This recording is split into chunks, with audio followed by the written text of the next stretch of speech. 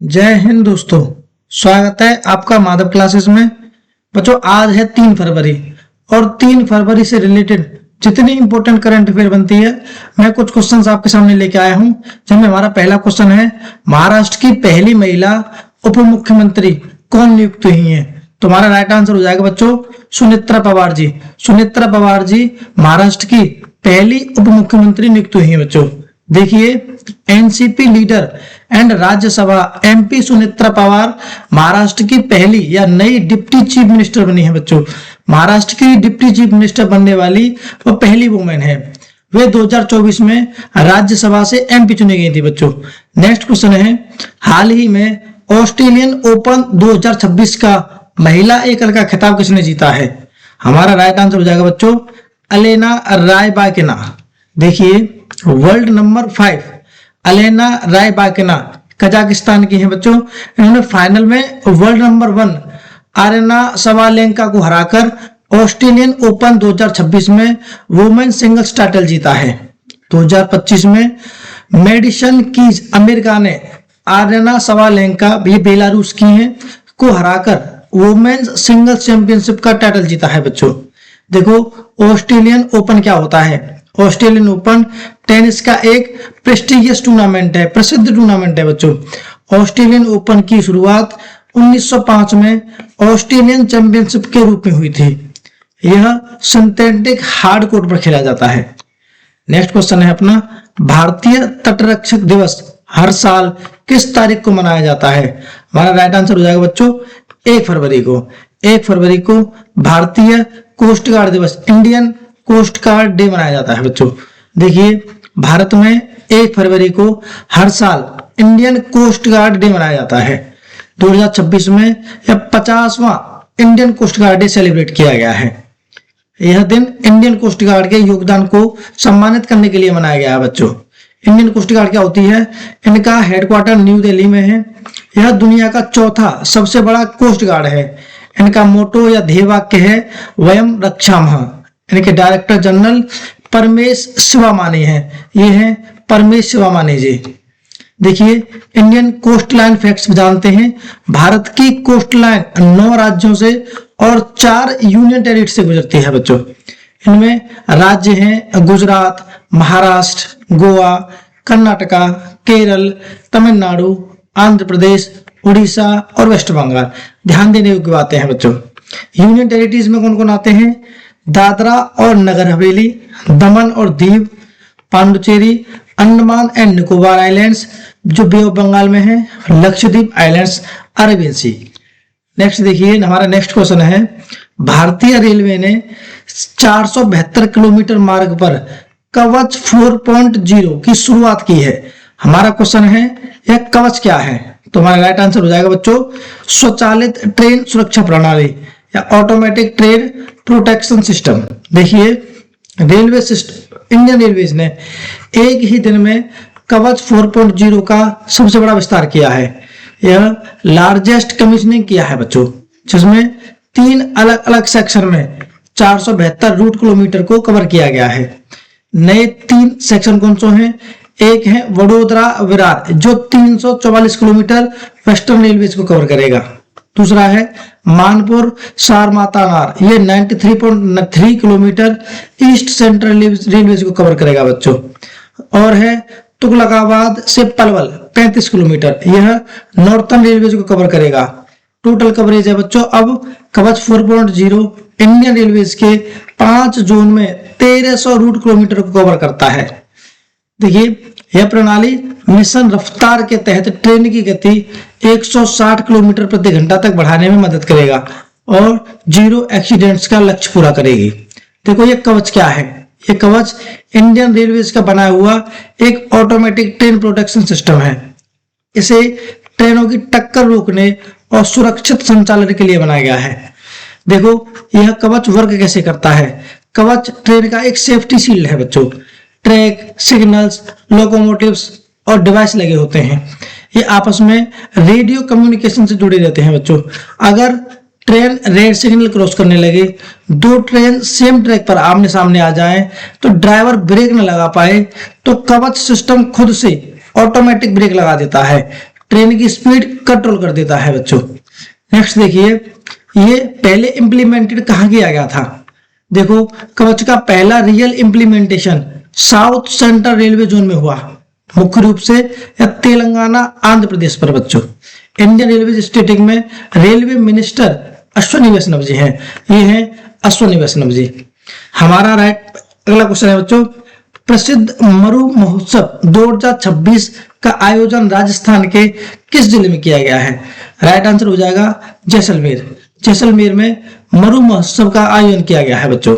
देखिए, राजस्थान के जैसलमेर में 30 जनवरी से 1 फरवरी तक 2026 तक 3 दिवसीय मरु महोत्सव का आयोजन किया गया है। इसमें कैमल रेसेस, फोक म्यूजिक और कल्चरल कंपटीशन का आकर्षण का केंद्र है।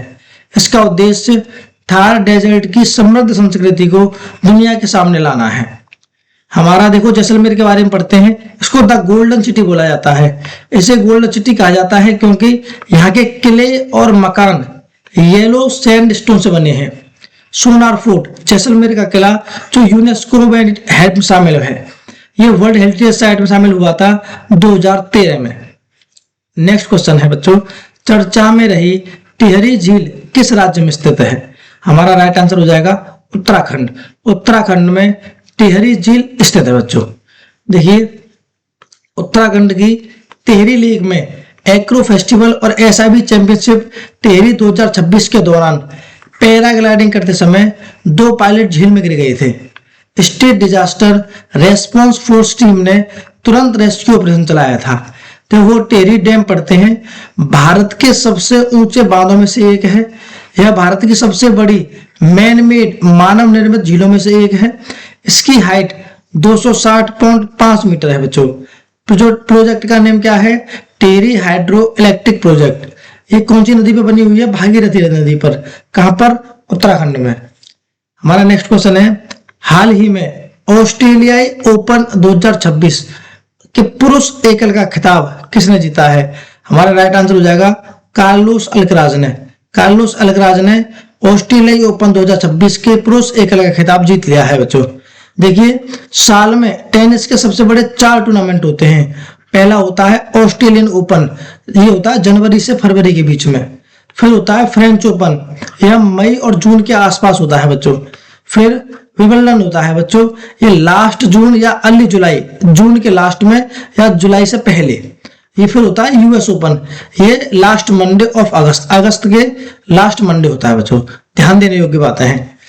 नेक्स्ट क्वेश्चन है, हाल ही में कौन स्पेस एक्स की पहल को टक्कर देने के लिए अंतरिक्ष आधारित एआई डेटा सेंटर बनाएगा?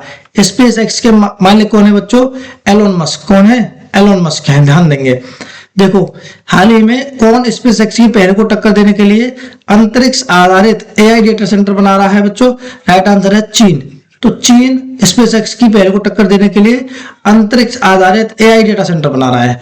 देखो, दुनिया में स्टील का सबसे बड़ा उत्पादक देश चीन है। कौन है? चीन है बच्चों। इसकी कैपिटल क्या है? बीजिंग। करेंसी रेनमिनवी है और यहाँ के प्रेसिडेंट हैं जी जिनपिंग। ये है जी जिनपिंग। देखिए, चीन के बारे में पढ़ते हैं कुछ इंपोर्टेंट करेंट्स, जैसे कि दुनिया का सबसे बड़ा compressed air energy storage plant चीन ने शुरू किया है। चीन वैश्विक अर्थव्यवस्था, कार्यबल और व्यापार में शीर्ष पर रहा है। 2025 में चीन की जनसंख्या 30 लाख घट गई है। YJ-20 नामक हाइपरसोनिक एंटीशिप मिसाइल को चीन ने विकसित किया है। चीन के सुपर कंडक्टिंग मैगले वाहन ने मात्र 2 सेकंड में 0 से 700 किलोमीटर प्रति घंटा की गति का विश्व रिकॉर्ड बनाया है। झांगो डामो को 2025 का मोस्ट अचीव्ड चाइनीज अवार्ड प्राप्त हुआ है बच्चों। चीन ने ताइवान के आसपास जस्टिस मिशन 2025 अभ्यास शुरू किया है। नेक्स्ट क्वेश्चन है बच्चों, हाल ही में किस देश के वैज्ञानिकों ने धूप से चढ़ने वाला स्वतः चार्जिंग ऊर्जा उपकरण विकसित किया है? हमारा राइट आंसर हो जाएगा बच्चों भारत ने। नहीं, देखिए, भारतीय वैज्ञानिकों ने जनवरी 2026 में सूर्य की रोशनी से सीधे चार्ज होने वाला एक अभूतपूर्व स्वचार्ज ऊर्जा भंडारण उपकरण, बोले तो self charging energy storage device विकसित किया है। यह अनूठी तकनीक सूर्य के प्रकाश का उपयोग करके ऊर्जा को सीधे स्टोर करती है, जो नवीकरणीय ऊर्जा क्षेत्र में एक बड़ी उपलब्धि है। देखो, हेनले पासपोर्ट इंडेक्स 2026 में भारत 80वें स्थान पर रहा है और पहले स्थान पर सिंगापुर रहा है बच्चों। भारत की साक्षरता दर बढ़कर 80.9% हो गई है। भारत में कुल रामसर स्थलों की संख्या 98 हो गई है बच्चों। देखिए, भारत के बारे में कुछ इंपोर्टेंट करेंट्स पढ़ते हैं। भारत दुनिया का दूसरा सबसे बड़ा 5G सब्सक्राइबर देश बन गया है। ब्रिक्स 2026 समिट की मेजबानी भारत करेगा। भारत पहली बार वीमर ट्रायंगल कूटनीति में शामिल हुआ है। भारत ने हवाई खतरों से निपटने के लिए मिशन सुदर्शन चक्र लॉन्च किया है बच्चों। भारत दुनिया का पहला बायो बिटुमेन उत्पादक देश बनेगा बच्चों। भारत रेयर अर्थ रिजर्व के मामले में तीसरे स्थान पर है। फरवरी 2026 में भारत AI इम्पैक्ट समिट की मेजबानी करेगा। 2025 में भारत की बाघों की संख्या 8% बढ़ गई है। देखिए, हाल ही में किस बैंक ने चक्र नाम से एक सेंटर ऑफ एक्सीलेंस लॉन्च किया है? हमारा राइट आंसर हो जाएगा SBI ने चक्र नामक एक सेंटर ऑफ एक्सीलेंस लॉन्च किया है बच्चों। देखो, बैंक ने चक्र नाम से एक सेंटर ऑफ एक्सीलेंस लॉन्च किया है। यह केंद्र उन सेक्टर्स को पैसा मुहैया कराएगा जिन्हें सनराइज सेक्टर्स कहा जा रहा है। ये वो उद्योग हैं जो आने वाले दशकों में भारत की आर्थिक तस्वीर बदल देंगे। SBI का अनुमान है कि 2030 तक इन सेक्टर्स में 100 लाख करोड़ रुपए से ज्यादा के निवेश की जरूरत होगी। देखिए, बैंकों से रिलेटेड इन कुछ इंपोर्टेंट करेंट्स पढ़ते हैं।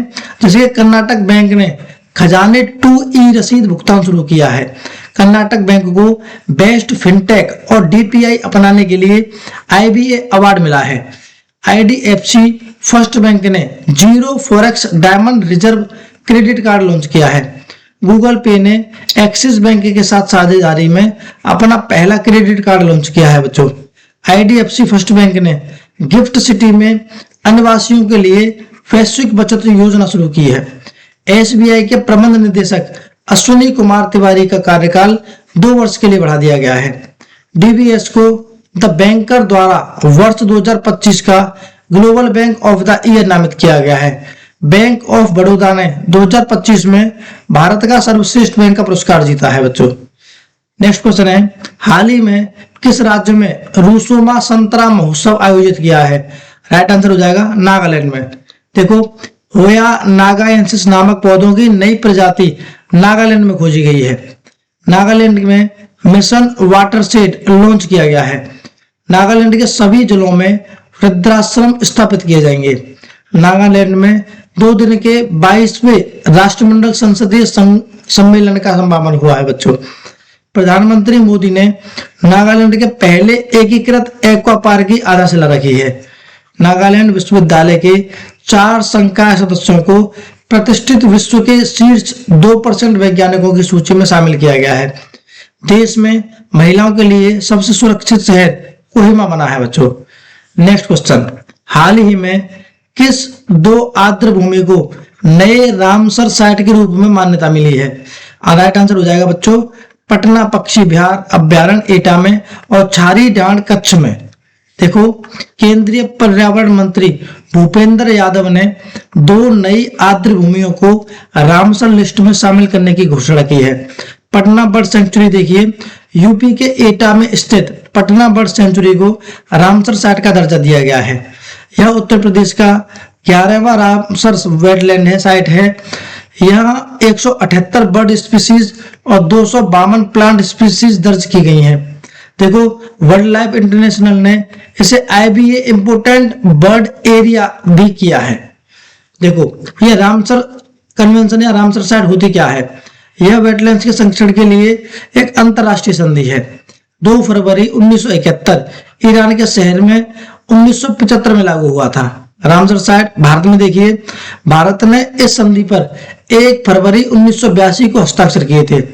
चिल्का लेक या उड़ीसा और कोयलेडियो नेशनल पार्क राजस्थान, सबसे ज्यादा रामसर साइट तमिलनाडु में है बच्चों।